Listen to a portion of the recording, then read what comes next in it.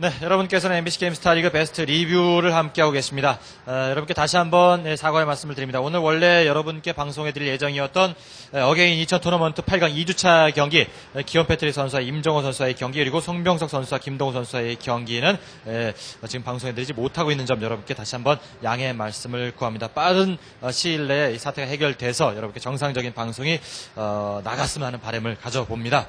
자, 세 번째로 리뷰해볼 경기는 어떤 경기죠? 예, 서지훈 선수와 김환중 선수의 체러티 경기가 되겠는데요. 네. 예, 이 경기는 패자조 8강 1차 두 번째 경기가 되겠습니다. 예, 네. 완전 선맵에서의 테란 대 프로토스전의 경기 양상을 좀 가늠해 볼 수 있는 그런 경기라서 저희가 준비를 해봤습니다. 네. 포인트가 또 어디 있을까요? 감상 포인트. 예, 그 선맵에서 대테란전 프로토스, 원래는 프로토스가 선맵에서는 최강이다 뭐 이런 얘기를 많이 들었었는데, 네.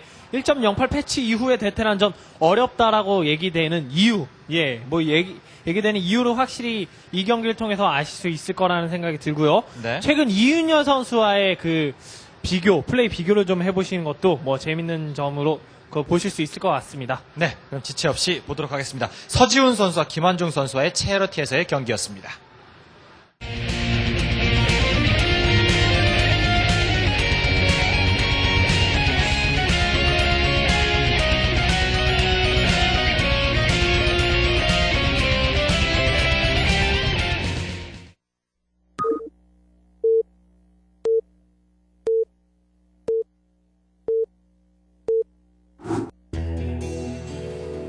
서지훈 선수와 김환중 선수와의 경기 리플레이로 다시 되짚어 보고 있습니다. 먼저 서지훈 선수의 진영 11시, 그리고 세로로 아래쪽 7시에 김환중 선수의 진영이 놓였습니다. 맵은 체러티. 자, 서맵이란 말이에요. 네.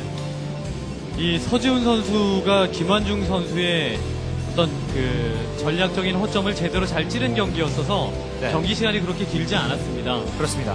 서지훈 선수는 김환중 선수의 확장하는 타이밍을 노려서 자신이 그 준비해왔던 그 탱크 골리앗 드랍을 통해서 엄청난 이득을 많이 보게끔 되거든요. 네. 그 타이밍에 대해서 아까 이제 좀 이따가 나오는 대로 예, 그 타이밍에 대해서 좀 설명을 드려야 될 것 같습니다. 예. 보통 이 사업맵에서는 프로토스가 참 제공권을 장악을 하면서 유리하게 이끌어 나가는데, 그때 또 이윤열 선수와 전태규 선수와의 경기에서는 또 이윤열 선수가 어떻게 프로토스를 가두면 되는지를 보여주었고요. 네. 또 임요한 선수와 강민 선수의 전에서도 임요한 선수의 플레이는 프로토스가 과연 이런 체러티 같은 선맵에서 테란을 이길 수 있을까라는 의문을 가지게 할 정도로 완벽한 플레이를 보여줬었죠. 그렇지. 그래서 사실 리플레이가 준비가 될 거면은 예. 강민 선수가 아니고요. 이윤열 선수와 전태규 선수의 체러티 경기가 준비가 되었으면 더 나았을 뻔했다 이런 생각이 드는 것이 예. 사실 이거는 체러티 초창기의 어떤 그 경기 양상이고요. 네. 예, 최근에는 그 체러티에서는 이윤열 선수처럼 플레이하는 것이 진짜 무서운 거거든요. 네. 예. 그 경기를 다시 보면서 전태규 선수와 이윤열 선수의 경기를 다시 보면서 이윤열 선수의 그런 어떤 전술적인 운영에 대한 타협법을 좀 생각을 해보는 것이 훨씬 더 발전적이지 않았을까 뭐 이런 생각을 좀 해보는데 네. 어쨌든 그런 경기 양상도 있고 이런 경기 양상도 있다. 이런 경기 양상도 있는 만큼 네.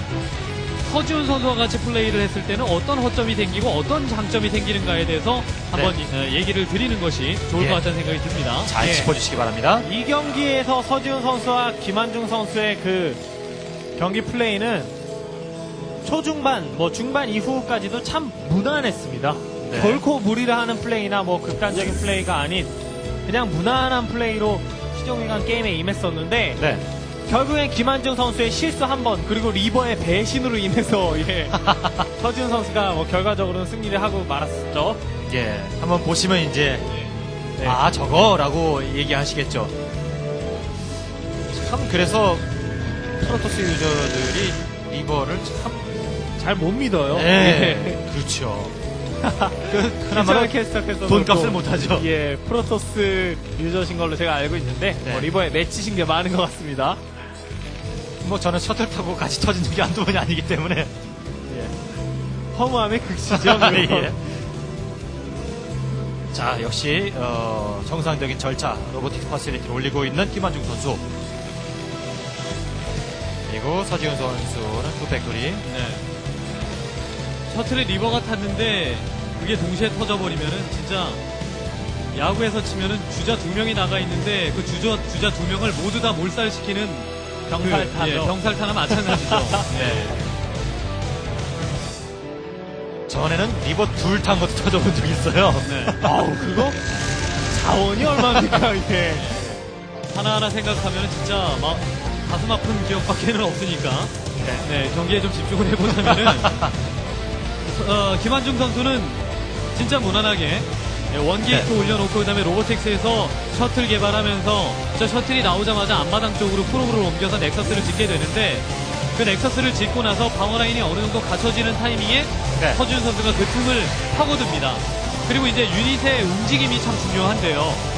유닛 구성은 일단 골리앗 위주와 그 다음에 이제 탱크 소스로서 그 유닛을 구성을 해서 그 빈틈을 찔러서 들어가게 되죠. 네.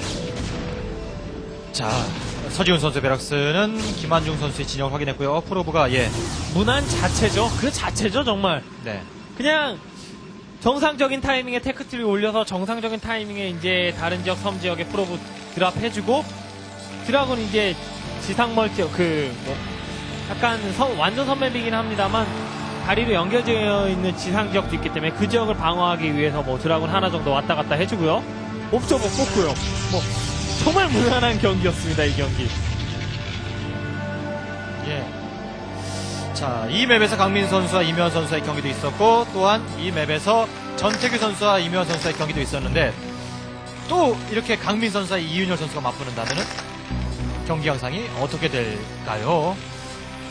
강민 선수는 이윤여 선수와 임요한 선수가 보여줬었던 온리 골리앗 그러면서 요충지의 터렛 도배 이런 식의 플레이를 어떤 식으로 파괴할 것이냐가 정말 골머리를 쌓고 뭐 정말 골머리 썩어야 될 뭐 그런 문제라는 생각이 들고요.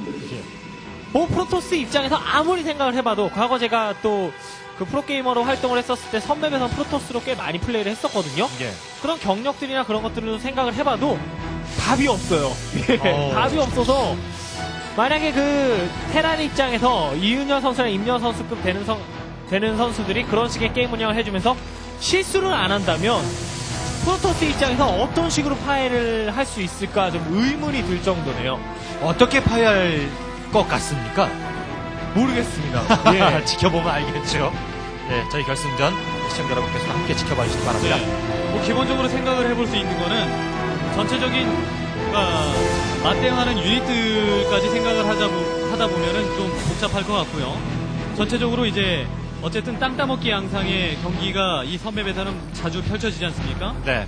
뭐 최대한 많은 지역 확보를 하고 많은 지역을 바탕으로 해서 최종 테크의 유닛끼리의 어떤 대결에서 승리하는 수밖에는 없는데 그 과정 자체는 이제 강민 선수가 고심을 해봐야 될 그런 부분이 되겠죠. 네. 그러니까 한 번의 힘싸움을 유도를 해야 될 것이다. 아마도 이윤여 선수와 전태규 선수의 일전처럼 일전에서의 전태규 선수처럼 자신의 앞섬 지역에 두 군데 멀티는 가져갈 수 있을 것이라는 생각이 드는데 네. 그 이후에 추가 멀티가 이윤여 선수의 그 저지로 인해서 끝까지 뭐 정말 성공을 못하지 않았습니까? 그렇죠. 그러면서 테라는 점점 부자가 되었고요. 그렇죠. 그런 식의 플레이를 와 정말 뭘로 파해낼 수 있을지 빨리 결승전이 왔으면 좋겠다는 예. 생각이 듭니다. 어쨌든 맵을 전체적으로 좀 넓게 활용하는 방법밖에 없을 거라고 생각이 됩니다. 전태규 네. 선수와 이윤열 선수의 그때 다른 점이었다면요. 네. 맵을 전체적으로 넓게 보면서 굉장히 넓은 범위를 천천히 지금 장악을 해나간 것이 이윤열 선수였고 네. 전태규 선수는 자신의 앞섬만 일단 앞섬을 먼저 돌리고자 하는 욕구가 강했거든요. 네. 거기에서 차이점이 나는데 일단은 그런 의미에서 생각을 해본다면은 강민 선수 자신의 앞섬에 대한 미련을 두는 것보다 오히려 다른 쪽 스타팅 포인트에다가 확장을 해가면서 이윤열 선수가 예측하지 못한 지점에서 확장을 먼저 벌려나가는 것이 아무래도 이윤열 선수를 흐트려 놓을 수 있는 그런 그 전략적인 움직임이 되지 않을까 이런 생각을 해봅니다. 네, 그렇지만 또 그런 점도 생각을 해볼 수가 있겠죠. 그 드랍십 둘의 골리앗 8이 타는 타이밍이 그 타이밍에는 정말 테란의 병력 규모는 무적이라고 봐도 무방하거든요. 예. 정말 프로토스는 뭐 셔틀에 드라곤 좀 타고 이제 멀티하려고 마음 먹고 이러고 있는 상황인데 그 타이밍에 또 섣불리 다른 스타팅 포인트 지역 멀티를 하다가 걸려버릴 경우에는 네. 바로 거기서 게임은 확 기울어져 버릴 수도 있기 때문에 강민 선수는 진짜 생각 많이 해야 될 것 같아요. 그래서 두 마리 토끼를 잡아야 됩니다. 어쨌든 메카닉 체제의 가장 큰 그러니까 유일한 단점이라고 한다면은 디텍팅 기능이 없다는 거거든요. 그것을 이용을 해서 다크 템플러와 동시에 다크 템플러, 그러니까 템플러 테크를 탐과 동시에 다른 곳에 확장까지 계획을 해야 되는 두 가지 문제, 그러니까 두 마리 토끼를 어떤 식으로 무난하게 해결을 해내느냐, 이게 가장 큰 숙제인데 말처럼 쉽지는 않은 문제입니다. 또 강민 선수도 승부사적인 기질이 있기 때문에 뭔가 아주 깜짝을 또 아주 도박적인 전략, 뭐 정말 초패스트 다크 템플러 드랍 뭐 이런 식의 도박적인 전략을 선택할 가능성도 배제할 수는 없겠죠. 네, 물론 예. 없습니다. 그래서 어차피 메카닉 체제로 갈 수밖에는 없고 당장의 디텍팅 기능을 가진 어떤 건물은 미사일 터렛밖에는 없기 때문에 네. 그 단점을 이용을 해서 이윤열 선수의 어떤 전략이라든가 이 체러티에서의 전술들을 파해하는 방법밖에는 지금으로서는 없겠다라는 생각이 들어요.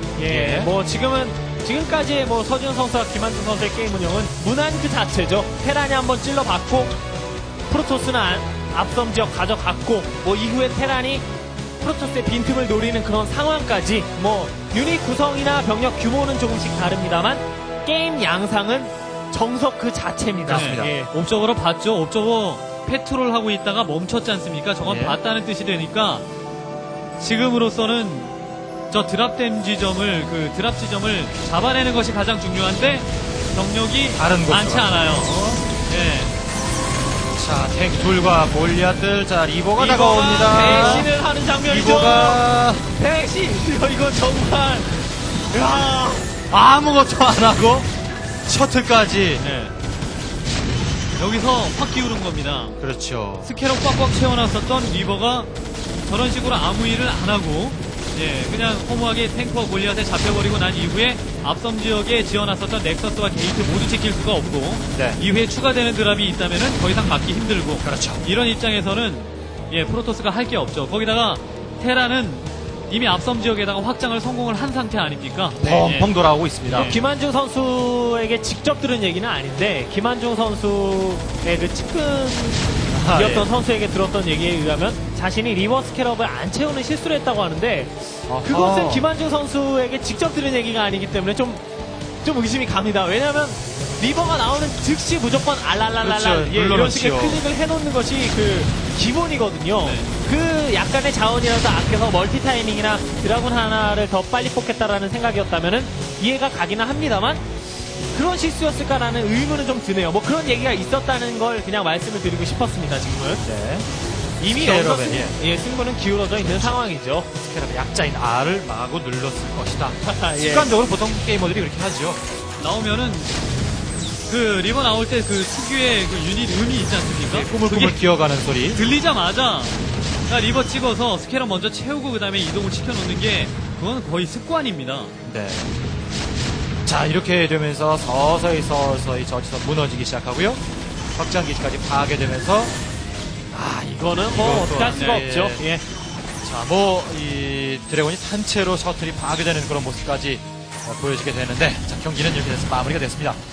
자, 체러티에서 테란과 프로토스의 경기, 서지훈 선수와 김한중 선수의 경기를 돌아봤는데, 네. 어떤 면을 좀 살펴봐야 될까요? 이윤열 선수의 어떤 그 경기 양상을 먼저 생각을 해보는 게 중요할 것 같은데요. 네. 이윤열 선수는 굉장히 넓은 범위를 장악을 해가면서 전태규 선수를 압박했었고, 그 다음에 그 전략과 전태규 선수가 일단 정면으로서 터렛으로 전태규 선수가 진출할 수 있을 만한 길을 막아놓고 한 구역으로 한 구역에는 그냥 셔틀 드랍십과 그다음에 골리앗 다수만 준비를 시켜놓고 있었거든요. 네. 그렇게 완벽하게 가둬놓는 플레이에 대한 강민 선수의 파해법에 대해서는 일단은 디텍팅 능력이 그러니까 디텍팅을 할 수 있을 만한 어떤 체제가 늦게 구비가 되는 메카닉 체제의 어떤 단점을 좀 파고드는 그런 방법도 좋겠고 네. 전체적으로 강민 선수도 이윤열 선수에 대항을 해서 맵을 넓게 사용하는 그런 식의 어떤 전략들을 준비해 오지 않으면 힘들겠다는 결론이 지금은 나온 것 같습니다. 네. 과연 아까 김동준 해설이 말씀해 주신 대로 당일날 또 강민 선수가 이 제로티라는 섬맵에 대해서 이윤열 선수에 대한 해법을 어떻게 제시할 것인지 또 여러분께서 함께 지켜봐 주시기 바랍니다. 잠시 오늘의 마지막 리플레이 강민 선수와 이묘한 선수의 리플레이가 여러분을 찾아갑니다.